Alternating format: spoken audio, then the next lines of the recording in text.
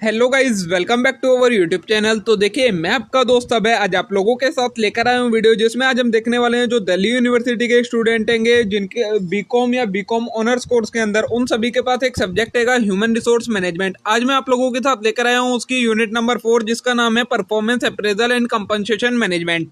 आज की वीडियो में मैं आपको इस कंप्लीट यूनिट को एक वन शॉट वीडियो में ही इसकी रिवीजन करवा दूंगा। सारे कंसेप्ट जो जो आपके एग्जाम के लिए रिलेवेंट है, सारी चीज़ें आपको बहुत डिटेल तरीके से एक्सप्लेन करता हुआ चलूंगा, जिससे आपको एग्जाम में बहुत ज़्यादा हेल्पफुल होने वाली है और इससे बाहर आपका एग्जाम में कोई भी क्वेश्चन नहीं आने वाला। सारे यही कंसेप्ट में से क्वेश्चंस आएंगे। तो बिना देर के शुरू करेंगे हम अपनी आज की वीडियो और देखेंगे इस कंप्लीट कंसेप्ट को। मेरे को पता है, उसके लिए मैं सॉरी कहना चाहूँगा, क्योंकि इस वीडियो को लाने में मेरे को थोड़ी सी देर हो गई है। कई सारे बच्चों के मैसेजेस आए, तो मैं जितनी जल्दी कोशिश हो चुकी, मैं ये प्रिपेयर कर रहा था तो इसको प्रिपेयर करने में टाइम लग गया। जितनी जल्दी हो सका मैं उतनी जल्दी ये वीडियो लेकर आया। अब नेक्स्ट 24 आवर्स के अंदर आपको इसकी जो एक यूनिट रह गई है, यूनिट नंबर 5, वो भी मैं आपको प्रोवाइड करवा दूंगा। आज हम इसे जल्दी से कंप्लीट करते हैं, जिससे आपको भी एग्जाम में प्रिपरेशन करने में इससे हेल्प हो जाए। अगर आपको इसके नोट्स की पीडीएफ चाहिए तो वो आपको टेलीग्राम चैनल पर अपलोड मिल जाएंगे। टेलीग्राम चैनल का लिंक जो है वो मैंने कम्युनिटी पोस्ट में डाल रखा है, आप वहाँ से टेलीग्राम पर जाइए, वहाँ पर आपको ये नोट्स अपलोड मिल जाएंगे। तो चलिए शुरू करते हैं हम अपनी आज की वीडियो। यूनिट नंबर 4 है performance appraisal and compensation management. सबसे पहले हमें समझना है परफॉर्मेंस अप्रेजल होता क्या है। तो performance appraisal is the critical examination of employee effectiveness and recognition of person's ability for future growth and development. Performance appraisal एक तरीका होता है जिससे हम जो हमारे एम्प्लॉय हैं उनकी इफेक्टिवनेस को मेजर करते हैं और ये देखते हैं कि आगे फ्यूचर में किस एम्प्लॉय को हमें ग्रोथ करवाने की जरूरत है और किस एम्प्लॉय को हमें अपनी ऑर्गेनाइजेशन से बाहर निकालना है या उसकी ग्रोथ के लिए ज़्यादा अमाउंट खर्च नहीं करनी है। तो वो कहलाता है आपका परफॉर्मेंस अप्रेजल। नेचर क्या होता है परफॉर्मेंस अप्रेजल का? तो नंबर 1 है to provide valuable input on every employee's skill. जो हर एक एम्प्लॉय है उसकी स्किल्स पर हम कितना काम करना है, हमें उन्हें कितनी स्किल्स के लिए ट्रेनिंग प्रोवाइड करवानी है जिससे उनकी स्किल्स इंक्रीज हो सके, ये हमें परफॉर्मेंस अप्रेजल से पता लगता है। उसके बाद to provide a foundation for modifying और change behaviour pattern toward more productive work habit. जो एम्प्लॉयज का बिहेवियर है किस चीज से रिलेटेड, जो उनके वर्क पैटर्न से रिलेटेड बिहेवियर है उसे चेंज करने के लिए हमें परफॉर्मेंस अप्रेजल की जरूरत पड़ती है। उसके बाद to provide manager with information to assist them while determining the future job assignment and compensation. Performance appraisal है वो मैनेजर्स की भी हेल्प करता है, उन्हें ये जानने में मदद करता है कि हमें फ्यूचर में जो जॉब देनी है या जो हमारे पास हमारा जो ऑब्जेक्टिव है, फ्यूचर ऑब्जेक्टिव, उसे कौन सा एम्प्लॉय फुलफिल कर पाएगा जिसे हम जॉब असाइन करें। तो इस तरीके से ये परफॉर्मेंस अप्रेजल हमारी हेल्प करता है इन 3 मोटिव के लिए। ऑब्जेक्टिव क्या होता है परफॉर्मेंस अप्रेजल करवाने का? तो नंबर 1 है to keep track so as to stabilize salary and bonus pay structure, annual bonuses and so on, जिससे हमें पता लग सके कि किस एम्प्लॉय को हमें कितनी सैलरी देनी है, कितना बोनस देना है। ये सारी चीजें जानने में परफॉर्मेंस अप्रेजल हेल्प करता है। नेक्स्ट है to identify employee's quality and weak point so that they place the right man at the accurate job.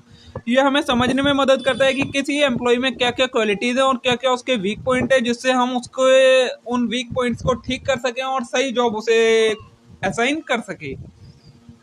Next है to preserve and evaluate human potential for development and advancement. Employees को समझ सकें कि किस employ को किस तरीके के डेवलपमेंट की जरूरत है। फिर to assist workforce with suggestion on the performance and related status. जो वर्कफोर्स है हमारा ऑर्गेनाइजेशन के अंदर, उन्हें असिस्ट मतलब सपोर्ट कर सके एक तरीके से, जिससे वो और अच्छा वर्क परफॉर्म कर सके। इन चीज़ों के लिए परफॉर्मेंस अप्रेजल की जरूरत पड़ती है।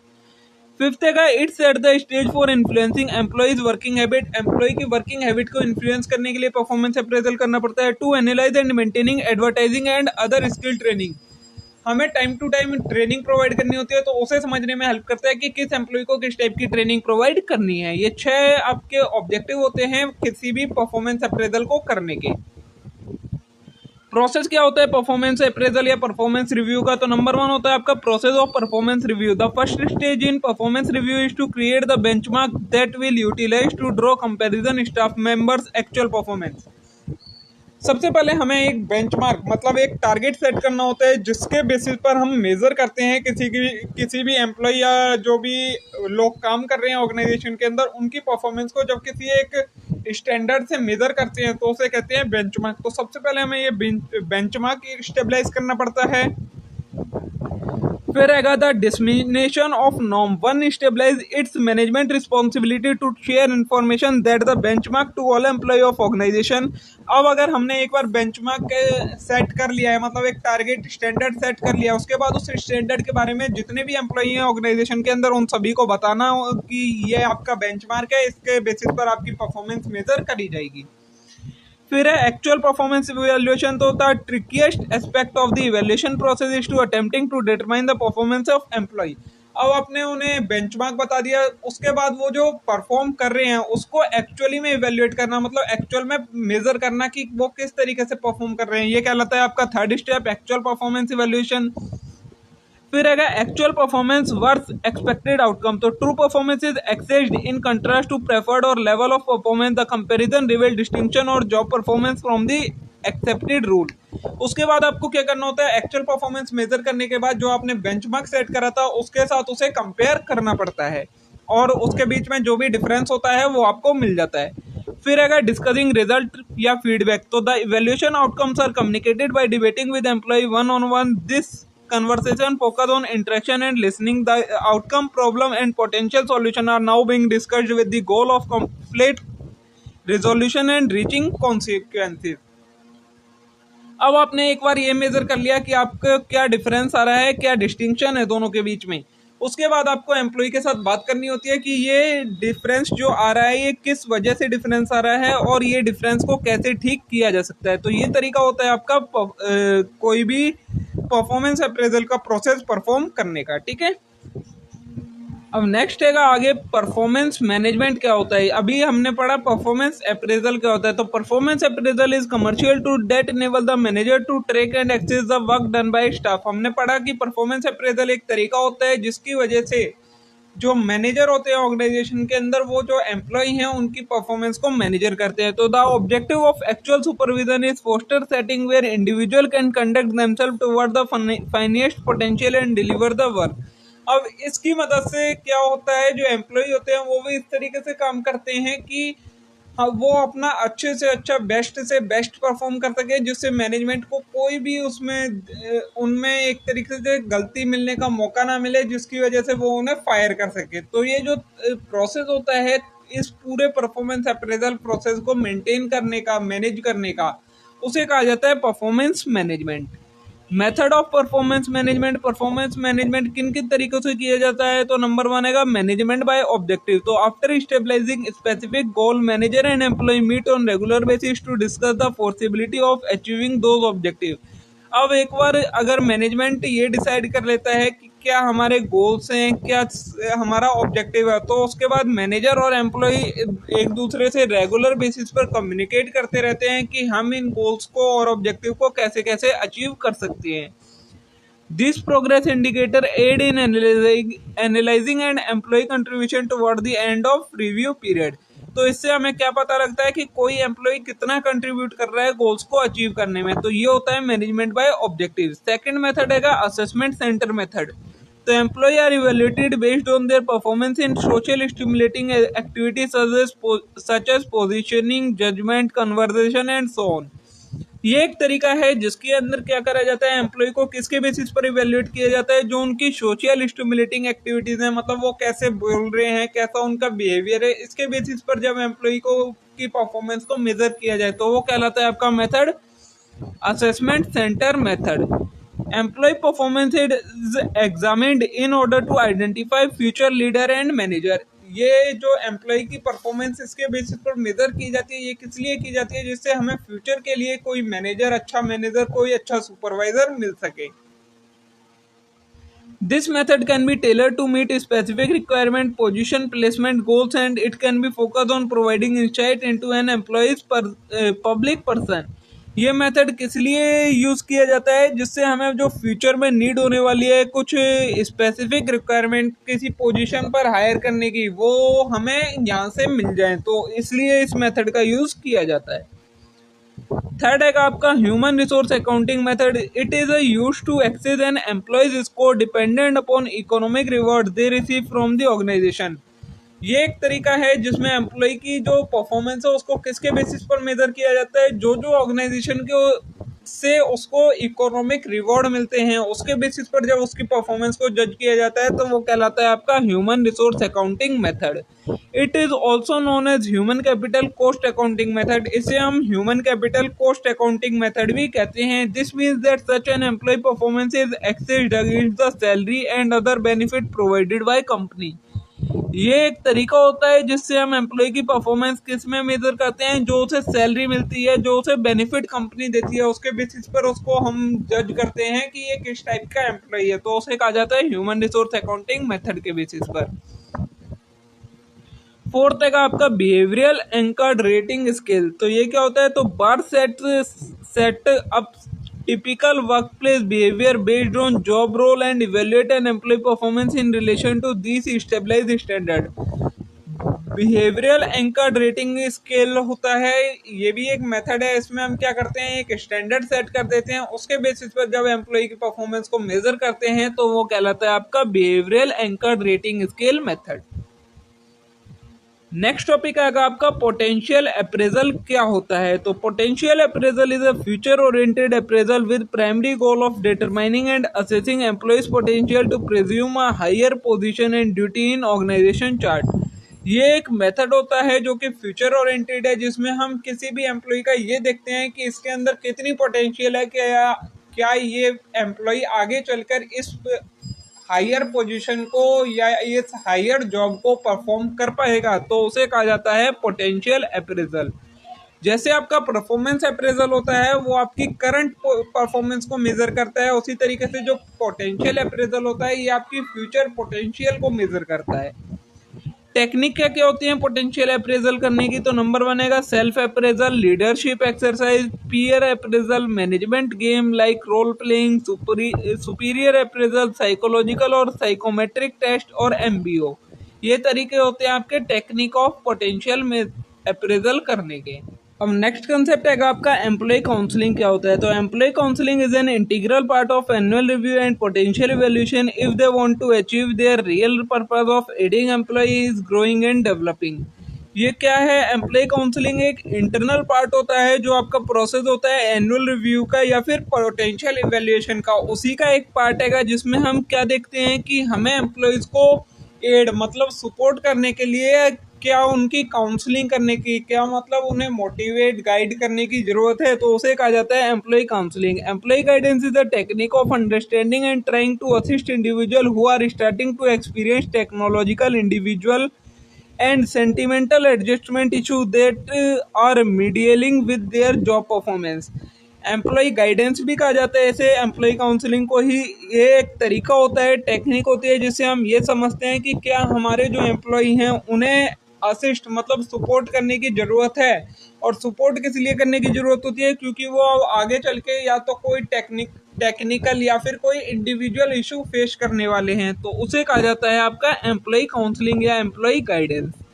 Employee counselling is a method of understanding and assisting individual who are beginning. ये वही लिखा हुआ है, बार बार उसे रिपीट करा गया है, बस यही है इसमें ये प्रॉपर डेफिनेशन है, तो ये आपको याद करनी पड़ेगी।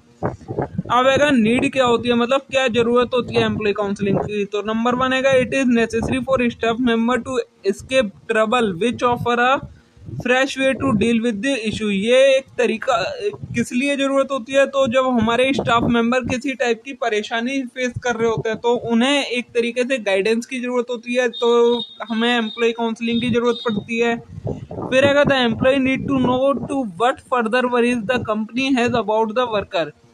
अगर एम्प्लॉय ये जानना चाहता है कि आगे चल के एम्प्लॉय ये बताना है या जानना चाहता है कि आगे चल के कंपनी के पास वर्कर से रिलेटेड क्या क्या इशू आने वाले हैं, तो उसके लिए उसे एम्प्लॉय काउंसलिंग की जरूरत पड़ती है।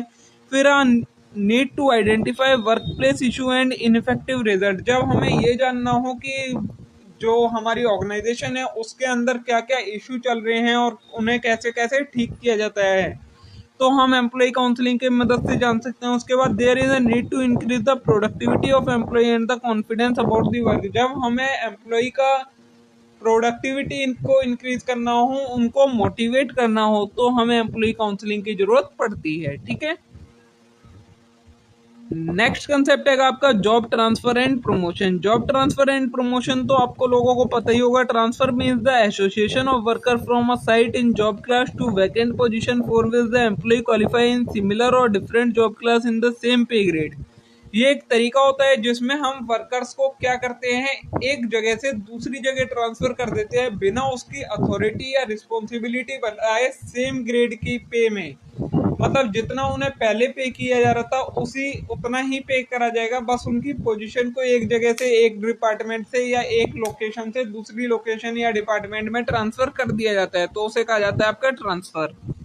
A transfer may include modification in duties, job work location, day of work और hour of work। इसमें क्या क्या चेंज आते हैं, उसकी ड्यूटी को चेंज कर दिया जाएगा, उसकी लोकेशन को चेंज कर दिया जाएगा, उसके डे ऑफ वर्क मतलब किस किस दिन उसे काम करना है, या फिर नंबर ऑफ आवर्स, कितने आवर्स काम करना है, इनमें चेंज आता है। तो ये सारी चीजें आपकी ट्रांसफर के एग्जाम्पल हो जाती हैं। फिर आएगा promotion is a situation in which a worker advanced to sport that classified at higher salary grade। वहीं प्रमोशन क्या होता है, जब किसी वर्कर को ट्रांसफर करा जाए जिससे उसकी पे ग्रेड बढ़ जाए, मतलब जितनी उसकी सैलरी थी उसको बढ़ा दिया जाए, और in certain circumstances N acknowledgement of significant greater responsibility surrounded by equivalent grade, या फिर उसकी रिस्पॉन्सिबिलिटीज, उसकी ड्यूटीज को बढ़ा दिया जाए, इंक्रीज कर दिया जाए, तो ये कहलाता है आपका प्रमोशन। ये आपका डिफरेंस होता है जॉब ट्रांसफर और जॉब प्रमोशन में, क्या डिफरेंस होता है। इसके साथ आपका ये इसका हाफ यूनिट कवर हो जाती है। अब नेक्स्ट जो यूनिट हैगी वो हैगी आपकी कंपनसेशन। तो कंपनसेशन के बारे में आपको समझना है। अभी तक आपने परफॉर्मेंस अप्रेजल के बारे में समझा था, तो कंपनसेशन का कंसेप्ट है, पॉलिसी होती है कंपनसेशन की, ये दोनों चीजें हमें समझनी है। तो compensation is a technique of providing monetary compensation to staff in lieu of work done. Compensation क्या है, एक टेक्निक है जिससे हम जो हमारे एम्प्लॉय हैं उन्हें मॉनेटरी बेनिफिट, मॉनेटरी कंपनसेट करते हैं, क्योंकि वो काम कर रहे होते हैं हमारी ऑर्गेनाइजेशन के अंदर, तो उसे कहा जाता है compensation. Compensation can be utilized to help with talent acquisition, work performance, job involvement।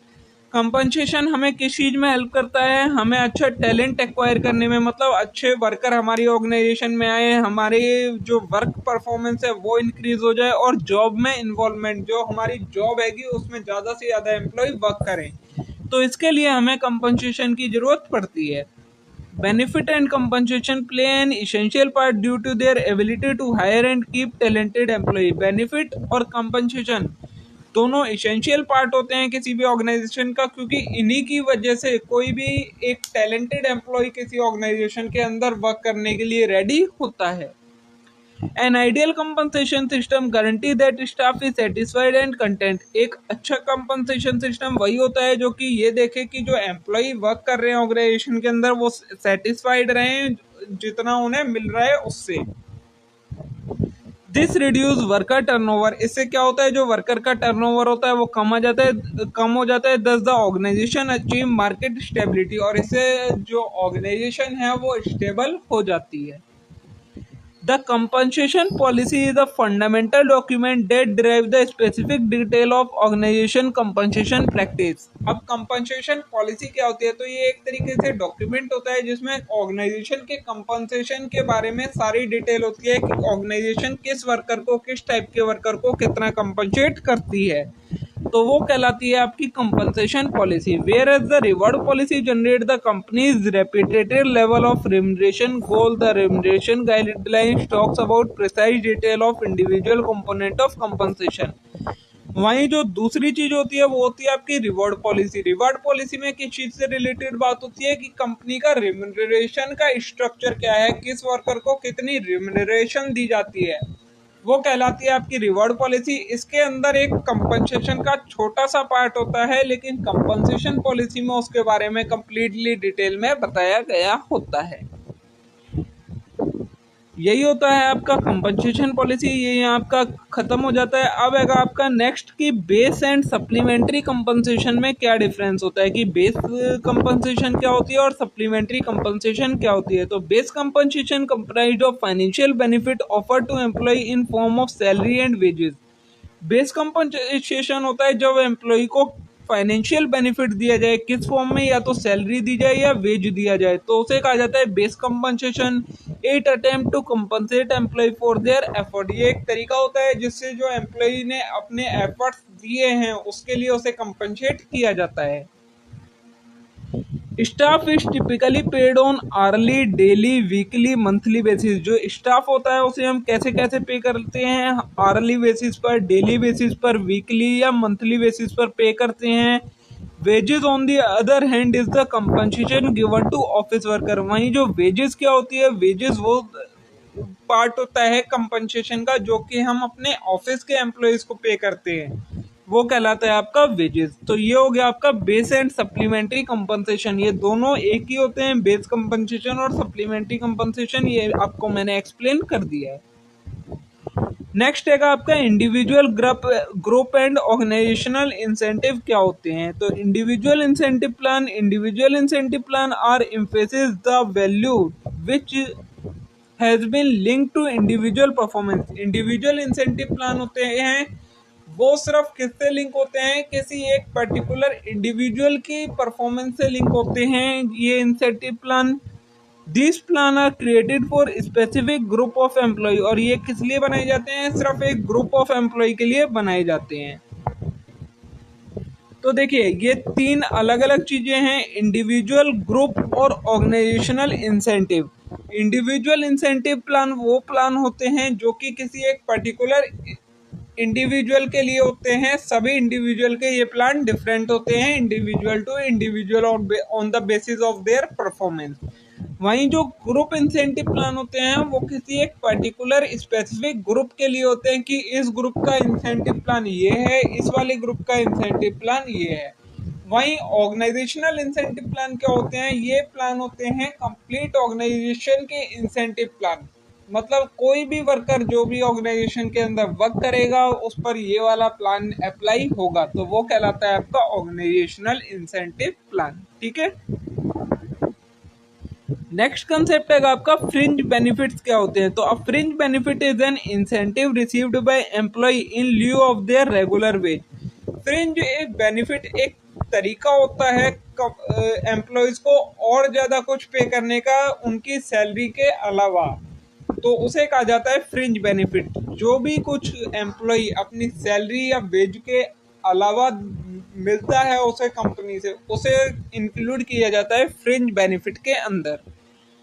It में इंक्लूड नंबर ऑफ बेनिफिट, इसमें कई सारे बेनिफिट आ जाते हैं जैसे कि हेल्थ कवरेज मिल गई, मील्स का बेनिफिट मिल गया, कॉर्पोरेट फोन, लैपटॉप, ये सारी चीजें आपकी फ्रिंज बेनिफिट में आते हैं। क्या क्या हो सकते हैं फ्रिंज बेनिफिट, देखिए नंबर 1 है स्टॉक ऑप्शन। मतलब जब कंपनी अपने शेयर्स एम्प्लॉय को अलॉट कर दे तो वो कहलाता है स्टॉक ऑप्शन। फ्री और डिस्काउंटेड मील, मतलब जो खाना है वो फ्री प्रोवाइड हो या डिस्काउंटेड रेट पर मिले। फिर लाइफ, डेंटल, विजन इंश्योरेंस मिले अगर एम्प्लॉय को, डे केयर रिम्बर्समेंट मिले, कंट्रीब्यूशन टू रिटायरमेंट प्लान हो या पेड सिक डेज हो। ये सारे चीजें आपके टाइप्स होंगे फ्रिंज बेनिफिट्स के। नेक्स्ट है आपका परफॉर्मेंस लिंक्ड कंपनसेशन क्या होता है। तो performance based compensation is a framework for financially liquidate worker in addition to standard wage. जब किसी वर्कर को उसकी स्टैंडर्ड वेज है उसके अलावा जितना वो और ज्यादा परफॉर्म करता है उसके बेसिस पर भी पे किया जाता है, तो उसे कहा जाता है परफॉर्मेंस लिंक्ड कंपनसेशन। मतलब जितना वो परफॉर्म करेगा ज्यादा उतना ही उसका ये कंपनसेशन बढ़ता जाता है। Individual worker division, the organization or the quotation which is compensated based on how people perform over a particular time period and in compliance with group preset plans. Companies that use this system must be prepared to describe the monitoring performance as well as provide compensation such as reward when benchmark are met. जो भी company इस type का benefit देती हैं वो इसके लिए एक बेंचमार्क सेट कर देते हैं कि अगर कोई भी एम्प्लॉय इससे ज़्यादा अपनी परफॉर्म करता है तो उसके बेसिस पर उसे उतना ज़्यादा पे किया जाएगा, तो वो कहलाता है आपका परफॉर्मेंस लिंक्ड कंपनसेशन।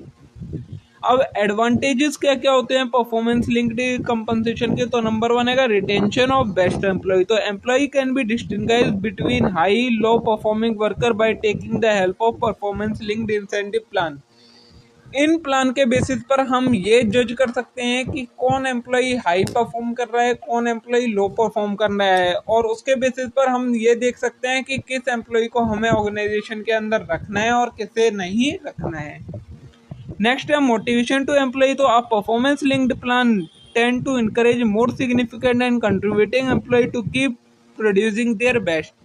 इस प्लान की मदद से एम्प्लॉयज को क्या होता है, एम्प्लॉयज ये सोचते हैं कि हम जितना ज़्यादा परफॉर्म करेंगे उतनी हमारी कंपनसेशन बढ़ेगी, मतलब हमारा एक तरीके से बेनिफिट, हमारी सैलरी इंक्रीज हो जाएगी, तो इसकी वजह से वो और ज़्यादा अच्छे से परफॉर्म करते हैं। नेक्स्ट है इम्प्रूव्ड रिक्रूटमेंट। तो business can enhance there hiring procedure bye identifying the worker who perform better. इसके बेसिस पर जो बिजनेस हैं वो ये अच्छे एम्प्लॉयज को हायर कर पाते हैं। नेक्स्ट है लेस टर्नओवर कॉस्ट। तो when employ will paid according to their work and effort they are less likely to leave their current employ switch to some other company. जब एम्प्लॉयज को उनके performance के basis पर पे किया जाता है तो वो कम सोचते हैं कि हम इस ऑर्गेनाइजेशन को छोड़कर जाएं और किसी दूसरी ऑर्गेनाइजेशन में जाएं, ये वो ऐसा कम करते हैं।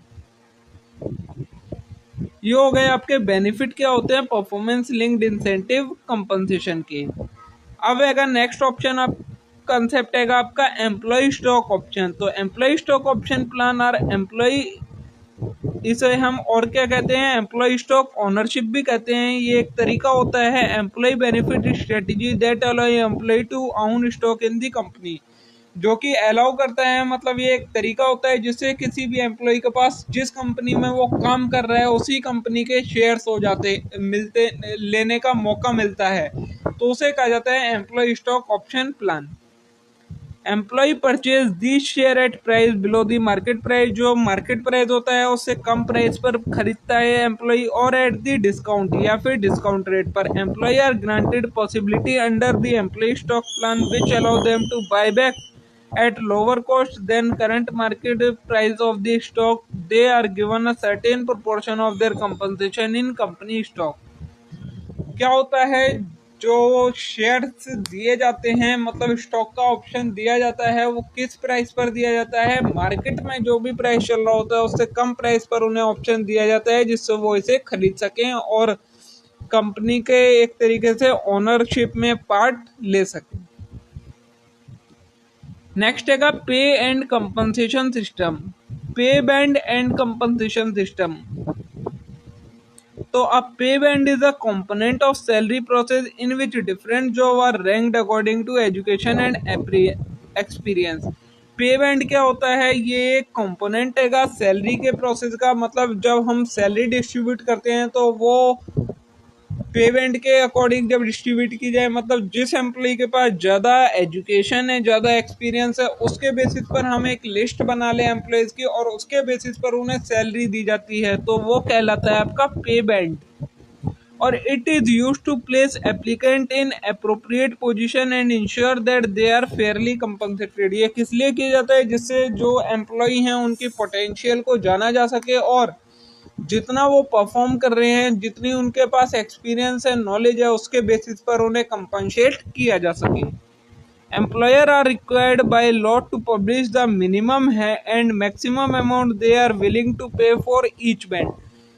जो लॉ के द्वारा जो एम्प्लॉयर होते हैं, मतलब जो कंपनीज होती हैं, उनके ऊपर एक रिस्ट्रिक्शन होती है कि उन्हें बताना होगा कि वो किसी एम्प्लॉय को कितना, किसी पे बैंड में कितनी मैक्सिमम सैलरी दे रहे हैं और कितनी मिनिमम सैलरी देंगे। A pay band is a set salary range of group of jobs with known to have similar characteristic, qualification, level of responsibility। वही सारी चीजें आपको बताई गई है। नेक्स्ट है आपका जो लास्ट कंसेप्ट है वो है जॉब इवैल्यूएशन। तो job evaluation is a systematic and logical approach to determine the comparative value of different job within a corporation. Job evaluation एक तरीका होता है जिसकी मदद से हम ये जानते हैं किसी ऑर्गेनाइजेशन के अंदर कितने टाइप की जॉब्स होती हैं और किस किस टाइप के लोगों की जरूरत पड़ती है उन जॉब्स को परफॉर्म करने के लिए, वो कहलाता है आपका job evaluation. Job evaluation Intel determining the significant meaning of various job within a corporate. समझने में मदद करता है कि किस टाइप की जॉब हैगी। It take time and patience to develop a technique for evaluating a broad range of job. इसके अंदर टाइम लगता है, पेशेंस रखना पड़ता है किसी भी जॉब को इवेल्युएट करने के लिए। जॉब इवैल्यूएशन में आपके पास 4 स्टेप होते हैं। Number 1 job analysis. सबसे पहले job analysis is the practice of accumulating and measuring appropriate job description. सबसे पहले आपको जॉब डिस्क्रिप्शन समझना होता है कि मतलब इस जॉब का डिस्क्रिप्शन क्या है, क्या इसके पीछे का सारा कंसेप्ट है। फिर आएगा जॉब डिस्क्रिप्शन, तो the process of capturing job content information typically in form of written task description. अब जॉब डिस्क्रिप्शन में क्या होता है, इसमें हम जॉब के बारे में सारी रिटन इंफॉर्मेशन एक्वायर करते हैं। Is one of the most important outcome of job analysis. Job analysis based on organization job evaluation strategy. तो in third step the designated duties of job are evaluated with the help of job assessment strategy. अब जो आपने job description के अंदर job के बारे में information find करी है, उसकी मदद से उस जॉब असेसमेंट स्ट्रेटेजी की मदद से उन ड्यूटीज को समझने की कोशिश करते हैं। यह होता है आपका थर्ड स्टेप। फिर आएगा fourth, stabilise the job hierarchy. A job evaluation plan yield a partial ranking of job position according to their relative importance to the company। और लास्ट स्टेप में आप क्या करते हैं, जो जितनी भी जॉब होती है किसी ऑर्गेनाइजेशन के अंदर, उन्हें एक हायरार्कियल ऑर्डर में लगा देते हैं, मतलब टॉप टू बॉटम ऑर्डर में लगा देते हैं कि सबसे अच्छी जॉब इस ऑर्गेनाइजेशन के अंदर ये है और सबसे लोअर लेवल की जॉब ये है। तो वो कहलाता है आपका जॉब इवैल्यूएशन। तो देखिए दोस्तों, इसी के साथ आपकी यूनिट नंबर 4 कंप्लीट हो जाती है। इस यूनिट में आपको सिर्फ इतना ही करना है, इससे ज़्यादा और कुछ भी करने की ज़रूरत नहीं है। मे भी आज की ये वीडियो आप लोगों के लिए यूज़फुल रहेगी, बहुत ज़्यादा यूज़फुल रहेगी, क्योंकि आपके वो एग्ज़ाम बहुत ज़्यादा नियर आ चुके हैं। आपको वीडियो पसंद आई होगी, वीडियो अच्छी लगी है तो वीडियो अगर अच्छी लगी तो वीडियो को लाइक करना ना भूलें, चैनल को जरूर सब्सक्राइब कर लें, अपने सभी दोस्तों के साथ शेयर करना ना भूलें। Thank you.